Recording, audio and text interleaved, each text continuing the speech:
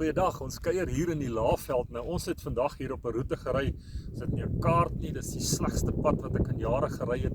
Dit is een klip op 'n ander klip en dit is stompe in die pad. Dit is so 'n bosboupaadjie wat ons gery het en ja, ons is nou hier so en toe kom ons nou op hierdie mooi plek af.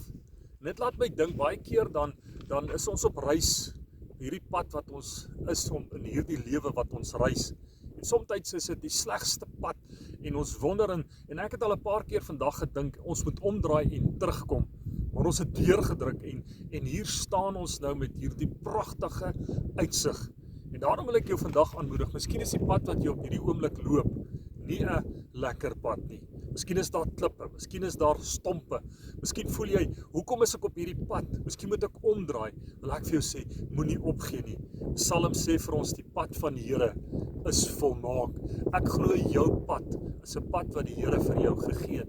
En hou aan, want die uiteinde van jou pad gaan die volmaakte pad wees. Die Here seën vir jou. Amen.